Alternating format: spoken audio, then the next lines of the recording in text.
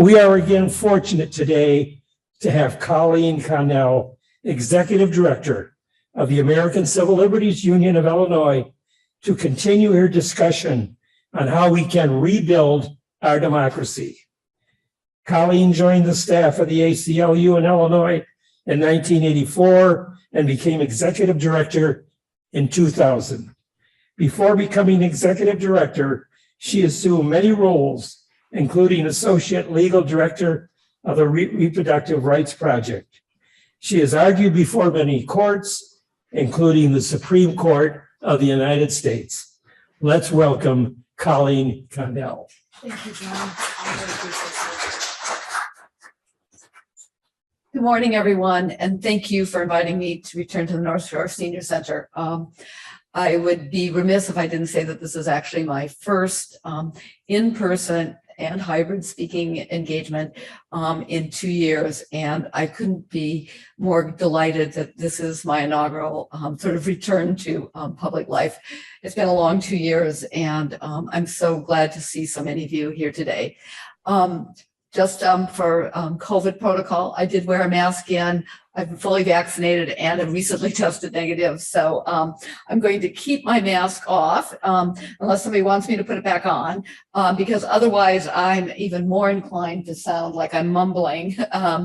And so I'm gonna, for clarity, just keep my mask off if that's okay with everybody. And I think I'm far enough away, so minimize the risk of any germs. So, John, thank you for that really, truly, not just generous, but I think inspiring introduction. It set the stage for what I really want to talk about, and it really is how we preserve our democracy. I do not think I'm being hyperbolic when I say that we are gathering at a moment of clear and direct peril for our country.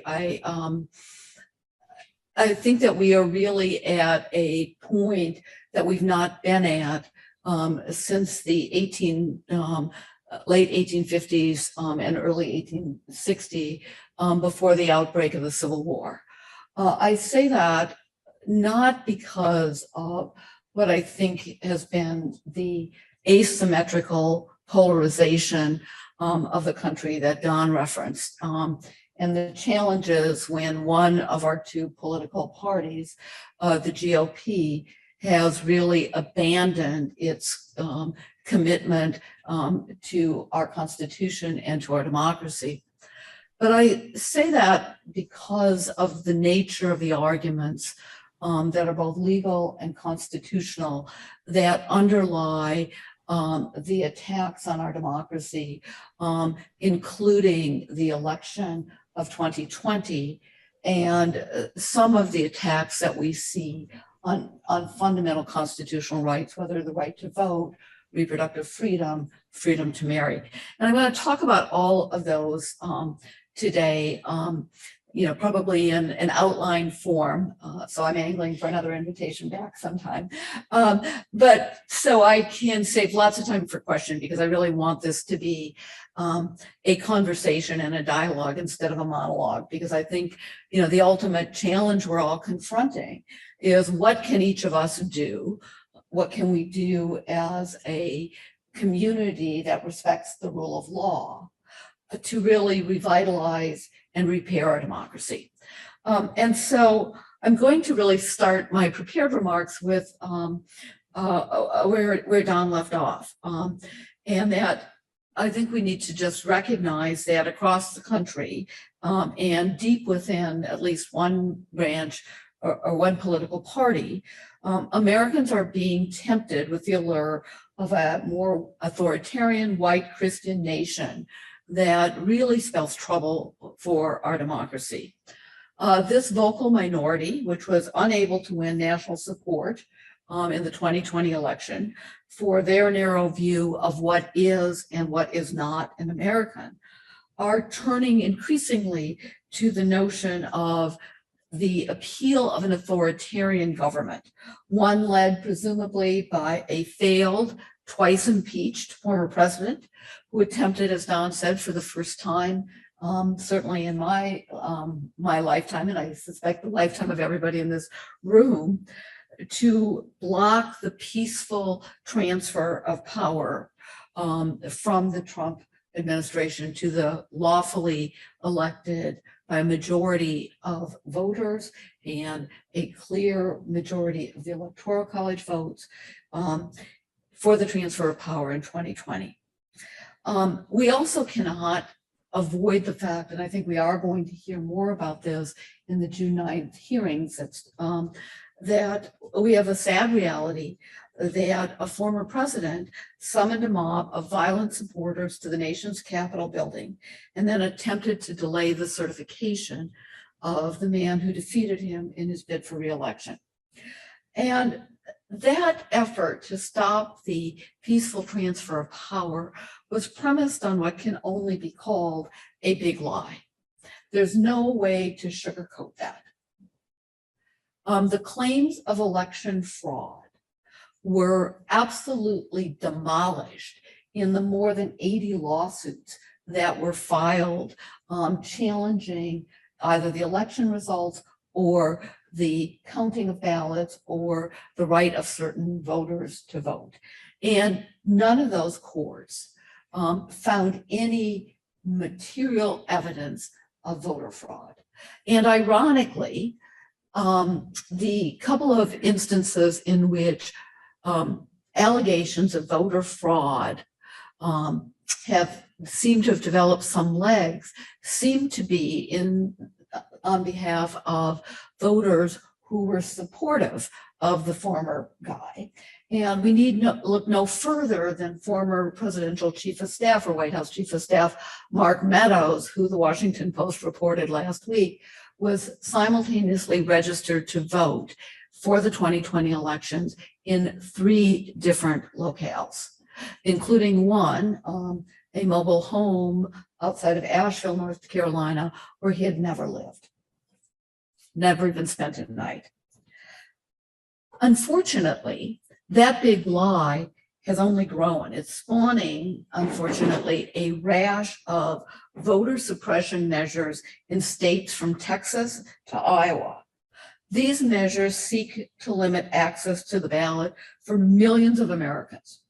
And if data about the ballots denied in Texas are to be replicated elsewhere, these measures will be effective in limiting the electorate by keeping people of color, older people who disproportionately use vote by mail, and new voters from voting.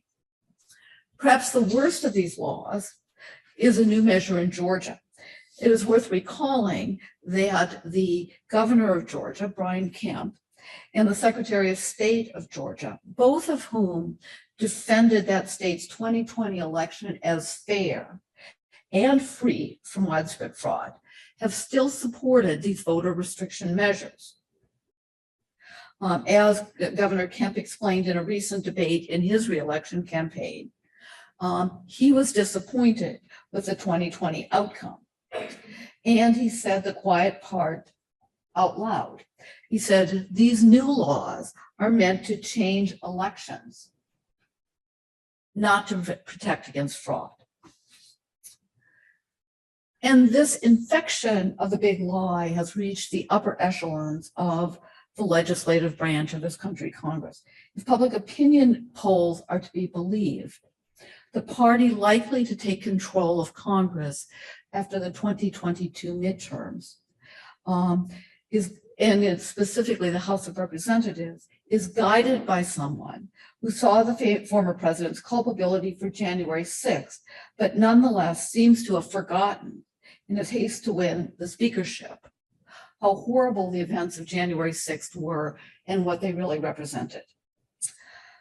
I want to talk briefly about the courts, and I think our understandable reliance upon the courts as a bastion of liberty and as a protector of constitutional rights. Because for the first time in my 40-year career as a lawyer, I am panic-stricken about the fact that the federal courts may very soon abdicate their constitutional role of really accurately saying what the law is and protecting, quite frankly, our very constitutional structure. And you'll forgive me as I sort of lapse into perhaps a deep dive in constitutional structure before I talk about what happened last week and the impact of the court's likely decision to overturn Roe versus Wade, because I think that structure is so important to help us grapple with what we do next to really try to stem the attacks on our fundamental rights and our most cherished liberties. So as I'm sure everybody in this room recalls from their high school civics days, the Constitution is drafted by the framers back in 1787, did not have a Bill of Rights. And the absence of a Bill of Rights was looked at by some of the framers and by much of the populace as a real deficit in our constitutional structure. And our constitutional structure, even in its original form, flawed as it was because it did not recognize the rights of women or the rights of people of color, nonetheless was significant because it was conceived as a document of limited government power. The most fundamental premise of our Constitution is that the government has only the power that the Constitution, that was ultimately ratified by we the people, provides or gives to Congress and the president, and to some degree the Supreme Court. And the court is, the Constitution is very clear on that. And that was still not enough to mollify people's concern that by agreeing to a constitution which created a national government, that their fundamental individual liberties were at stake. And so the Bill of Rights was an effort to carve out the most fundamental human liberties, individual liberties, and basically saying, government, you shall not restrict those individual liberties unless there is an absolutely compelling governmental justification for doing so. And then the Ninth Amendment to the Constitution reserved to we the people any power that was not specifically delegated to the federal government or to the states. So fast forward to the ratification of the 14th Amendment after the Civil War. And the 14th Amendment, as the historians tell us, and as documented both by the legislative intent, by the people who drafted the 14th Amendment, and the ratification debates, the 14th Amendment was intended to work a significant change in the structure of our country, in that it basically said that all the privileges and immunities of being a citizen of the United States, and many of those are contained in both the explicit text of the Bill of Rights as well as the implicit rights, were now going to be binding not just on the federal government, but on the state government. There was a concept of sort of universal citizenship rights that spread across the country, so that your rights in New York didn't mean something different than your rights in North Carolina or South Carolina. And I say all that without in any way, shape, or form not wanting to recognize, of course, the historical context in which the 13th and 14th and 15th Amendments were added to our Constitution, which was to really begin to undo the horrors of a constitutional framework that did not recognize people of color, and particularly Black people, as human beings or as citizens of the United States. So going from 1867 or 1868 to today, and what does the leaked draft opinion mean for our constitutional structure and for our democracy. And after saying the required, it's a draft opinion, and it was dated sometime in February. And I am quite confident of little else other than the fact that it's probably changed given how lawyers and judges work. But that draft, although predictable in terms of court watchers who basically said that the oral arguments in the Hobbs case, which dealt with the constitutionality of a Mississippi law that sought to ban abortions after 15 weeks. Court watchers basically said, the court at best is going to continue to whittle away at the rights protected in Roe versus Wade for a woman to make a decision about whether to have an abortion or to carry a pregnancy to term. There was also some concern, a lot of concern, that the court would ultimately overturn Roe itself and basically eviscerate 50 years of jurisprudence. The court's draft opinion, or Justice Alito's draft opinion, was one of the scariest and most far-reaching opinions or draft opinions that I've ever seen, not just because of its frontal attack on abortion, but because of the breadth of the language that really lays open for attack all of the fundamental individual liberties that we as a country have relied on, not just for 50 years like Roe or 60 years in terms of the decisions by the Supreme Court striking down state laws restricting birth control, but striking at the very right to marry itself. Because as Justice Alito said, one of the reasons he finds that abortion is not protected by the Constitution is that it is not enumerated or mentioned anywhere in the Constitution.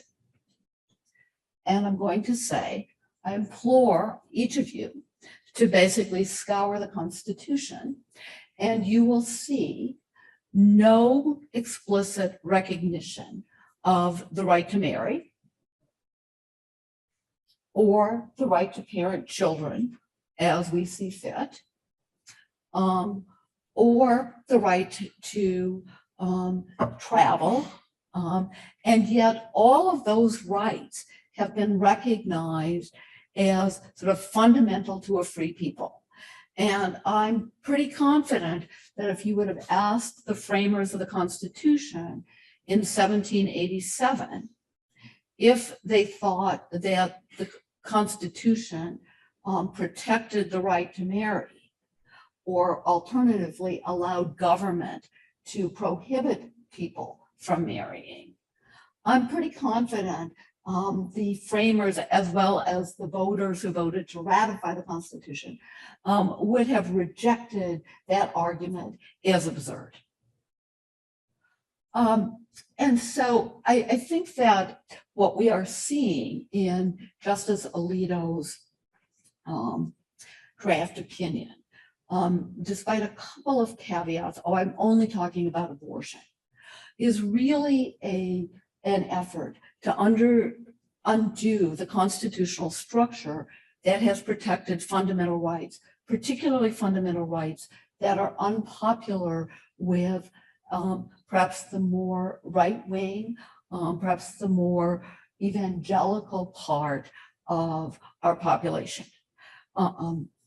And I say that because even though Justice Alito says if we overrule Roe and we turn it back, regulation of abortion, back to the states, the next words out of several members of Congress, including prominent leaders in both the House and Senate on the Republican side of the aisle, is that if the court overrules Roe and if the Republicans retake the House and the Senate and the 22 midterm abortions, they will contemplate a nationwide congressional ban on all abortions. And so it isn't really turning regulation of healthcare or abortion back to the states. It really must be seen potentially as an effort to deprive Americans of a constitutional right and a constitutional framework that we've enjoyed for the past 50 years in the case of abortion, 60 years in the case of contraception, far, far longer in the case of marriage. Gay marriage or same-sex marriage, as you all know, was also found to be protected by the Constitution in the courts. A Bergefell case, which was decided about 7 years ago. I'm sorry, louder? This microphone? Okay, my apologies. So I'm gonna basically say, where do we go from here? And I think the first thing we get to do is say, thank goodness we live in Illinois, because I'm going to compliment the Illinois General Assembly and our last two governors, Governor Pritzker and Governor Rauner, for their support for a broad range of individual liberties. Specifically on abortion, Governor Pritzker, as you know, signed the repeal of the Parental Notice of Abortion Act in January. In 2019, he signed the Reproductive Health Act, which was a broad-ranging law that protects everyone, male or female's, right to make decisions about their own reproductive life.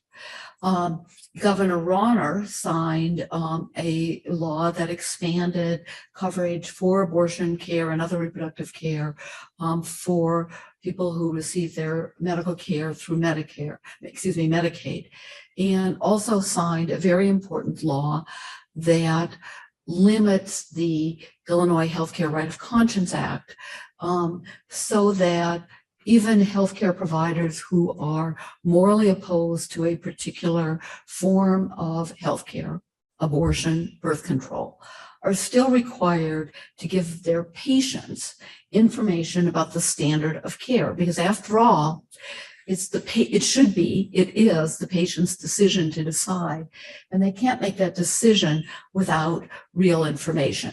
And so the reproductive health laws in this state are quite protective because of advocacy by organizations like the ACLU, like our colleagues at Planned Parenthood, and with the support of so many people, including so many people in this room. We have really gone a long way in shoring up our own rights here in Illinois. And it hasn't been limited to the issue of reproductive health care or reproductive rights. We've also taken real measures in this state to enact very comprehensive human rights laws and civil rights laws, as well as some very important protections for the right to vote, including pretty extensive, as you know, vote by mail provisions, early voting provisions, and same-day registration. And so that's the first thing. We can all pat ourselves on the back for saying, oh, we're lucky to live in Illinois. We're lucky to have put in the groundwork to really try to, make this the kind of society in which everyone's rights are protected. So what do we do when we're confronting a situation in which, speaking just specifically about abortion, if Roe is overruled by the court's decision that ultimately comes down, sometime between now and the end of June, we know that approximately 26 states will either immediately, by virtue of what we call trigger laws, revert to the bad old days of outlawing all abortion. And a number of states are poised to call their state legislatures back into session to enact laws that they've already sort of queued up, but either have enacted but haven't been able to enforce or are waiting to enact. So what do we do about this situation? And what do we do about the situation that I referenced earlier, where a number of states including Arizona, Florida, Georgia, Texas, have enacted voting rights restrictions that seek to really limit access to the polls. And what do we do about the states that have enacted laws that basically, no other way to say it, burn books, including math books, because they claim wrongly that the math books are promoting critical race theory. So what do we do here in our safe bastion in Illinois? I think the first thing we need to do is basically say, thank God we live in Illinois, but oh my goodness, that doesn't necessarily make us safe from overreaching should Congress, fill in the blank, enact a ban on abortion, enact a ban on certain forms of contraception. Should Congress actually fail to enact either of the real extensive voting rights laws that are currently queued up for Congress to act on. And so I think we need to really grapple with the fact that we have to actually continue to take our struggle for civil rights and civil liberties beyond our state borders. I think our first efforts really start with our friends and our families, and that may very well be the easy part of it, because I'm sure you're all aware, as am I, of all the sociological literature that basically suggests that most of our families, most of our children, basically, if they don't inherit, they adopt the political views, the political party affiliation, the cultural views of the families that they were raised in. But I think that we also have to take into consideration that we have a much broader network of friends and a much broader network of colleagues, including here in Illinois.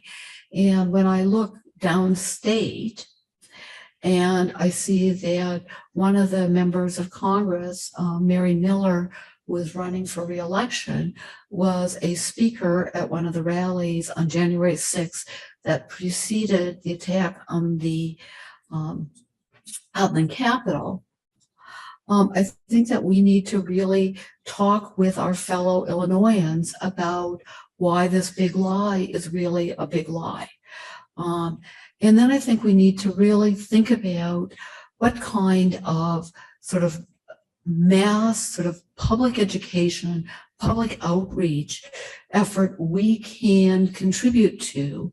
And I'm not even talking, money. I'm really talking contributing our labor, and really, showing that our democracy really matters to those of us here at home.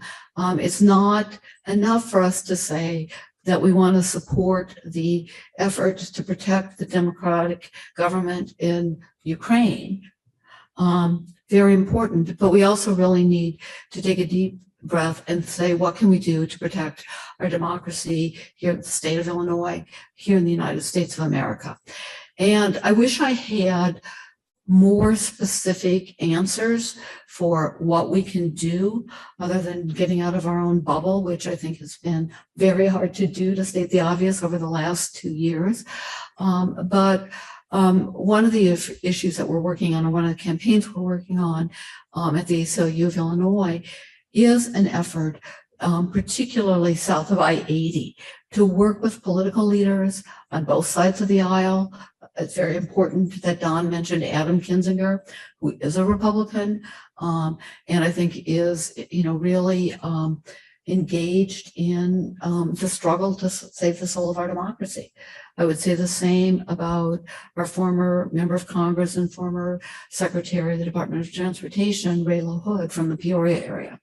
Unfortunately, his son, who now holds that congressional seat, isn't so strong in terms of his affiliation on democracy. So at this point, I'm going to stop. I promised I'd save a lot of time for questions. And so I'm going to open it up for questions. And if there's a way that I should be looking at the screen to see if any of our friends who are looking at us. Colleen, Colleen. Yep. Colleen, this is Ron Montaigne, and I'm chairing today's meeting. And here's how we'll operate it. Okay.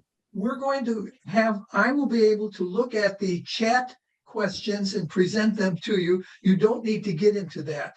Awesome. Don Packard, Jim Otis is our host along with Arnie in the auditorium, but Don Packard, who is kind enough to introduce you, will have the first question. Then we'll turn it over to Arnie for any other questions that come from the auditorium, and then we'll go to the chat questions. So Don, you're first. Okay, thanks, Ron. I accept my role to ask the first question. You know, what has been bothering me for some time now is the big lie and the people that support that. You know, you can talk to average people and they sound sound and sane and rational. And yet when it comes to their politics, they're willing to go along with this former president. And I don't know why. And why did they enable him?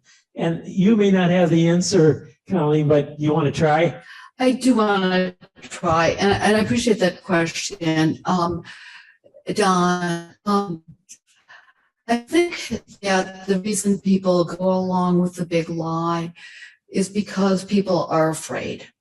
And there's been an increasing amount of data that basically shows that one of the successful political strategies for getting particularly rural voters, white voters, voters that may not be as well educated, voters who are less affluent, that what I think is fear mongering has been a very effective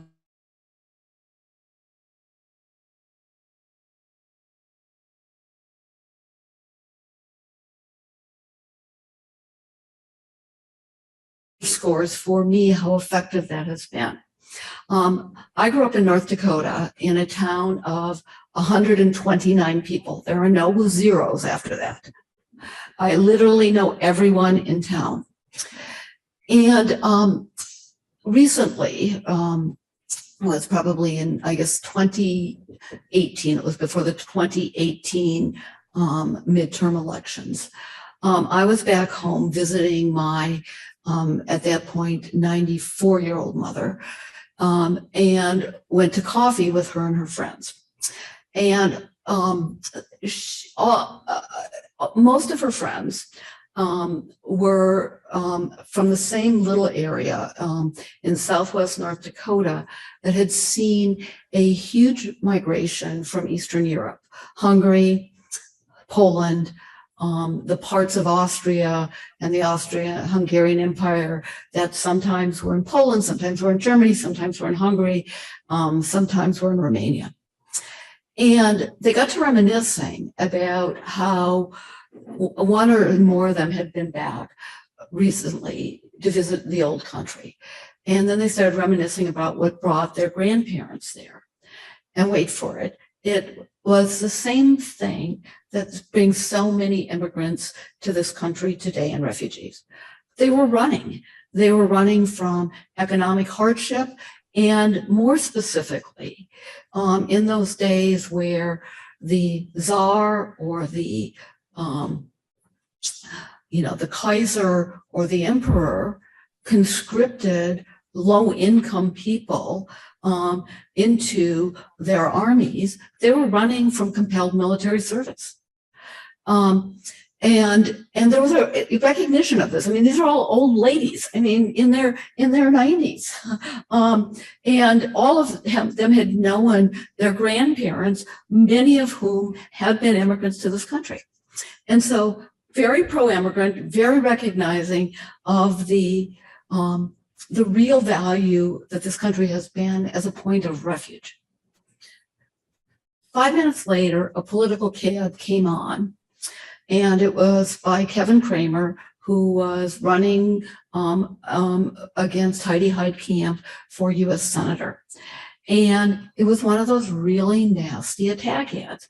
You see a made-for-TV horde of brown immigrants surging across the border with the you all heard that heavy language and that ponderous music. And there's a caravan coming to North Dakota. I kid you not. And my mother's friend said, oh yeah, this is really horrible. I like Heidi, but I really feel like I've got to vote for Kevin because he's going to protect us from this. And it was fear mongering, plain and simple. And that motivates people to vote. And, I'm sitting here and saying, excuse me, some of these, first of all, I'm pretty skeptical that the caravan from Guatemala, to the extent one exists, really is headed for North Dakota. Because wait for it, the day after coffee was my mother's birthday, June 4th, and it snowed in North Dakota on my mother's birthday. And I always say it's not an accident that North Dakota has a dominant population in the eastern part of people from Scandinavian countries like Norway and Sweden. In the southwestern part, a lot of people from, as I said, Eastern Europe, including the countries I mentioned, but also Russia, Belarus, and the other Baltic countries, because the weather was exactly what they left at home. They weren't refugees from the weather. And it was just like, and we see this time and time again. I think that the other big lie that is circulating and is part of the QAnon conspiracy theory is the replacement theory. And there was an article that ran in the Washington Post yesterday or the day before that said 50% roughly of Republican voters believe the replacement theory. Those of you who remember the days of the Comstock laws, this will sound familiar. White women are not reproducing at a high enough rate. And that is why within a few years, white Americans, white rural Americans will be replaced by Black Americans, Brown Americans, Asian Americans. And again, it's part of this fear mongering that motivates people to vote. And then on top of that, Don, I think you have the structural flaws of our Constitution with the Electoral College and with the fact that 50 senators at this point in time represent a fraction of the country, something like 40 million of people in the country, whereas there are 40 million people in California alone. California has 2 senators. So does my home state of North Dakota, which has 700,000 people. Those structural flaws create an electoral system in which sort of the one person, one vote concept is increasingly challenged, at least with respect to senatorial representation. And because of the Electoral College, in the presidential elections. And so, cynically, I think that big lie is fueled not by fear, that's peddled by those who want to keep power. And the only way they are going to be able to keep power is if they appeal to a very narrow slice of the electorate. And I think that really, is bad news for our democracy. Next question. Right. So you open your remarks today by saying that you feel that we're in pre-Civil War times.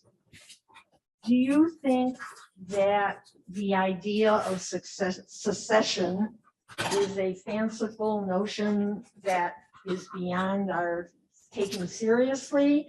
Or do you feel that the portion of the population that agrees with everything you said this morning and the ACLU and other organizations nationally can put that in their recipe of possible things to be in favor of?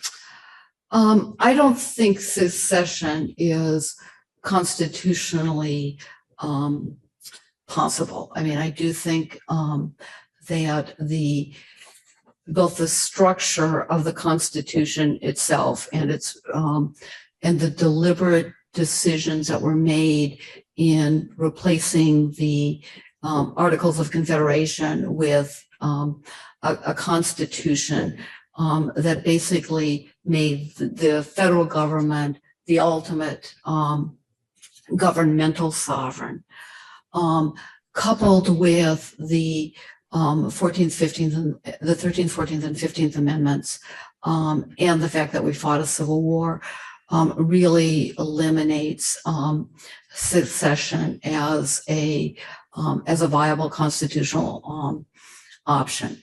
I shudder to think of what would happen, if either the more progressive states of the coast and to some degree the Northeast and Illinois succeeded, and there was a Republican president. I'm sure many of you were as chilled as I was by the revelations in former Secretary of Defense Esper's book, that he and a number of other aides basically repeatedly told then President Trump that he could not fire on unarmed Americans who were expressing their political views.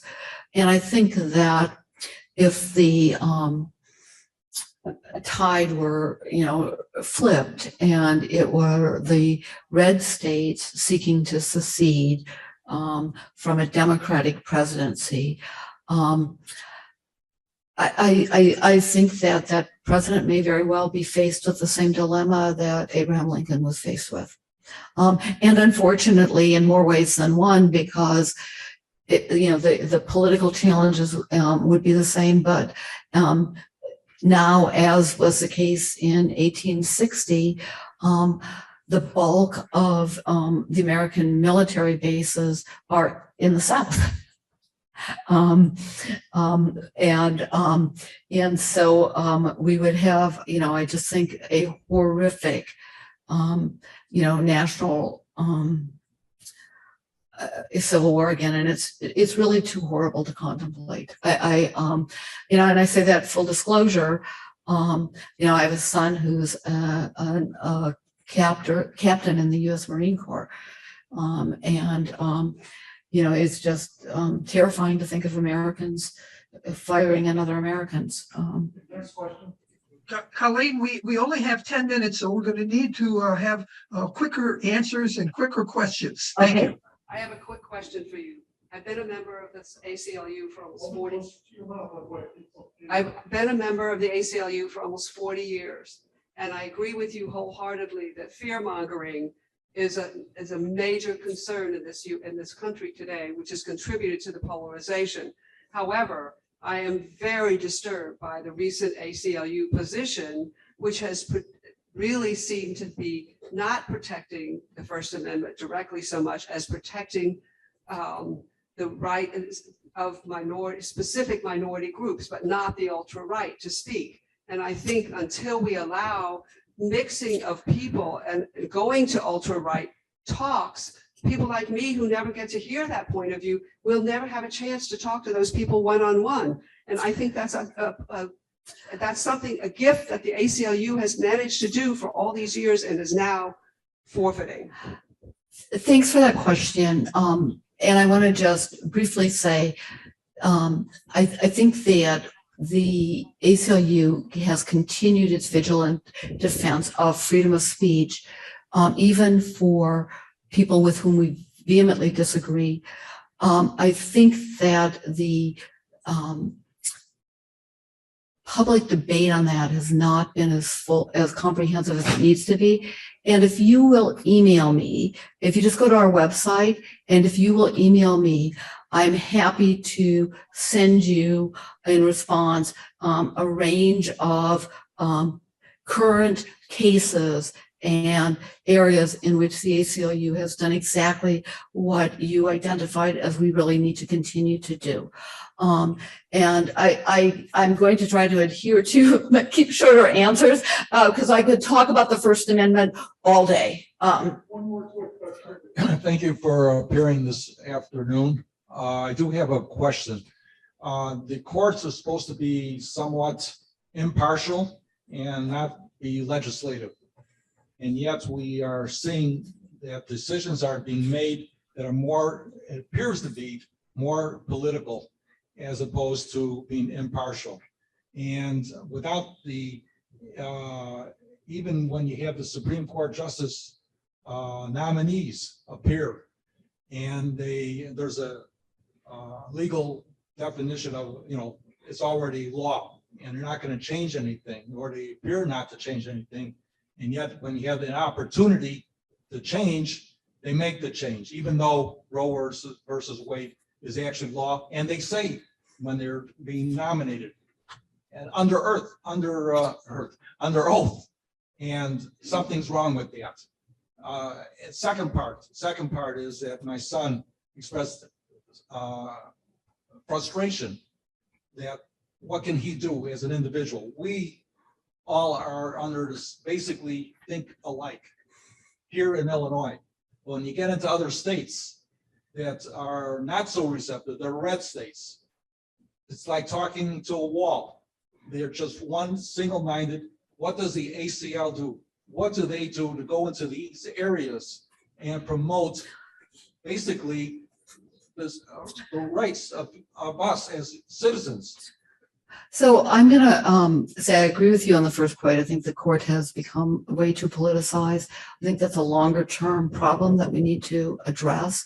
To your specific point about what do we do about sending people into red states, this is where I'm going to say that the ACLU over the last 15 years, 20 years has really prioritized building up our state ACLU offices in areas where there is not the kind of membership base or donor base that we have here in Chicago or here in Illinois, but where the civil liberties needs are great.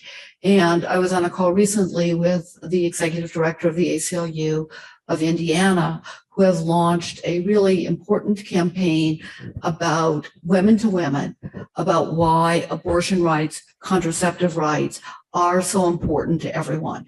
And it's really it's storytelling. It's storytelling. It is really trying to find a way to reach other people about why these rights are so important and why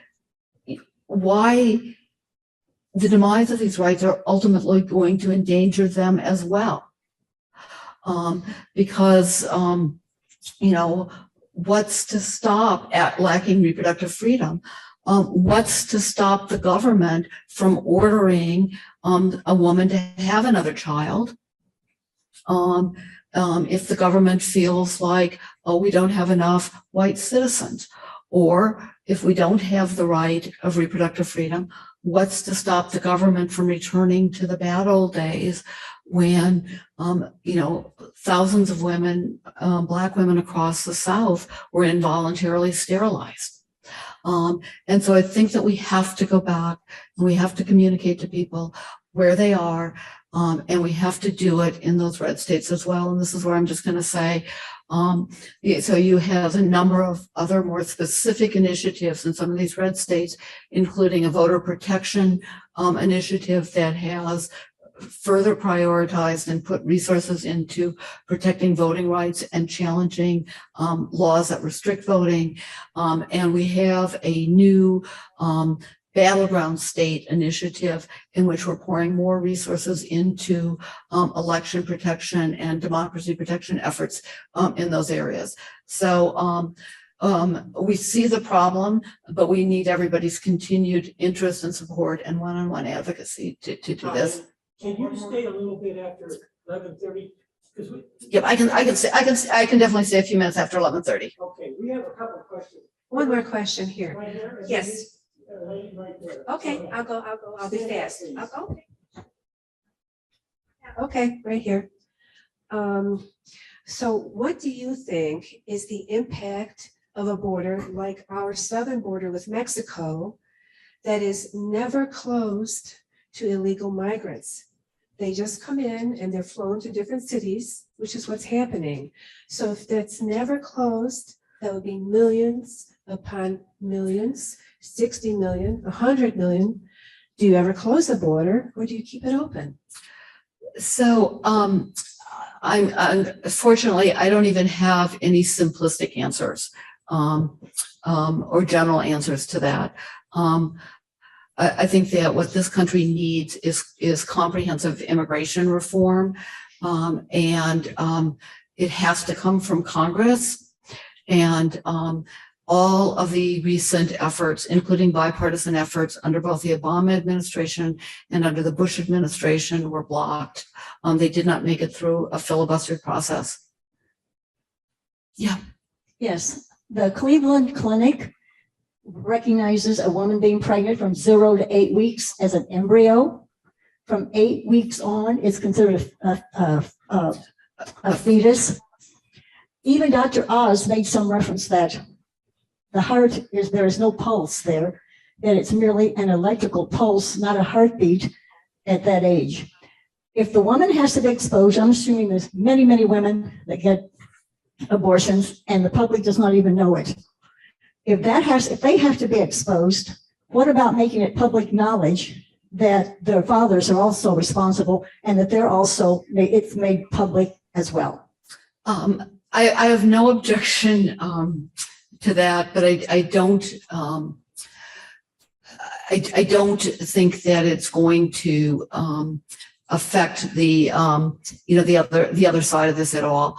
And I think that, just about going to your point a little bit about the fact that, the embryo and then the fetus is not the equivalent of an adult person. One of the issues that I think has not been adequately discussed in all of the case law and all of the opinion pieces on abortion is the fact that in this country, going back not just to our common law antecedents, but actually going back to the early development of the practice of medicine and the Hippocratic Oath, is the concept of informed consent. And underlying that concept is the notion that every person's body is one over which the person, and in the days of Hippocrates, there were obviously slaves as well, but a person has bodily and autonomy and integrity. And the only reason that a doctor or physician can examine you without being considered to have assaulted you is because you've given that doctor or physician permission to touch you and to examine you. There is a body of law that's well developed in this country that has refused to order parents, cousins, siblings to donate a kidney, a liver lobe, bone marrow, or even blood to a relative who needs that donation of bodily tissue to either thrive because they're suffering from a dread disease, or in some cases to live. Court after court have rejected efforts by states' attorneys, by relatives who have been guardians, to order that kind of forced medical intervention and donation of a body part to a live, born, human being. And so if I can't be forced as a matter of law to donate a kidney to either of my children who I love more than life itself, why is it that our law thinks that it's acceptable, at least according to Justice Alito, to require a woman to continue a pregnancy against her will, where, to quote the Illinois Supreme Court from a decision about 15 years ago, to create that kind of construct would make a woman and the embryo or the fetus legal adversaries from the moment of conception until the moment of birth. And that's just wrong.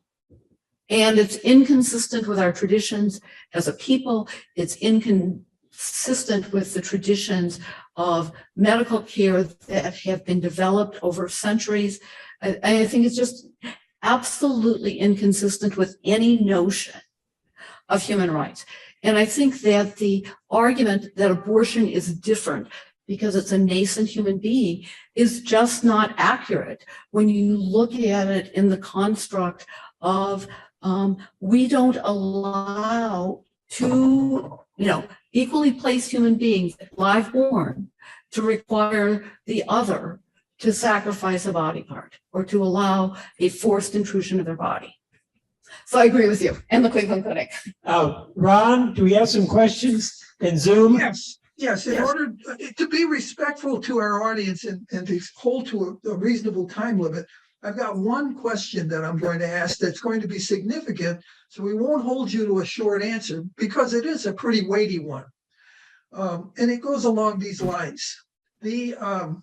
How can the organization make a difference in a world where there is no longer a Walter Cronkite factually reporting news and us accepting what is truth based on what we hear? How much is social media and biased cable opinion news driving us into separate camps where we only choose the views we want to hear and we're never exposed to the other side? So we're in our own teams to excess with no Walter Cronkite to save us. What are your thoughts about how you can make a difference in that world? It's in some ways the same question that this lady asked a few minutes ago. There are no easy answers here. I mean, what you say is absolutely correct, Ron, or the question is exactly correct. The demise of the mainstream media has contributed to, it hasn't caused, but I think it's contributed to the asymmetrical polarization in this country and the lack of regard for the truth by many people who are now on the public airwaves or on Twitter or Instagram. And I think that it's going to be a long-term problem. And the one thing I can sort of leave you with is that there was some research that was done after the 2016 election in response to the stories that showed that some of the Facebook pages and posts have been really taken over by Russian bots. But people, because of the polarization that you described, tend to listen to people they know and trust. And so if you are active in Facebook or social media, and you see something that you know is not correct, that one of your friends or family members posts, answer that. It's the ACLU classic refrain of answer speech with more speech. And,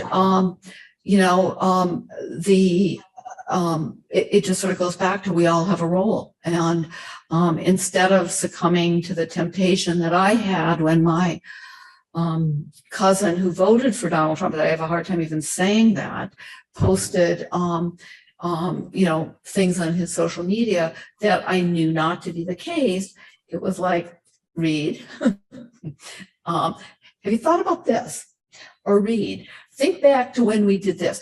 And it's labor intensive, but I'll just go back and cite something that the late Abner Mikva often says, which is that democracy is not a spectator sport. It's a participatory sport. And if we want to preserve our democracy, we've all got to participate. And I think that voting, communication, continuing to educate ourselves about the risks to democracy and the real facts that are out there is all of our civic duty. And so I'm now way over time, but I'm happy to answer one more question or happy to let you all go to lunch, which I think you need. Colleen, that was a wonderful last bit of advice to all of us, that it's a participation. It's not as much a sport, it's a challenge, but we learn through speakers like you. We also should hear from the other side too, because those of us that lean to the left, we learn from both sides. I know that that's not happening when we open ourselves up to only being in a silo to listen to one side. So I'll turn it back to Jim to close our meeting. And I want to just thank you all. Colleen for a tremendous talk. Let's hear it. Yeah. Thank you very much.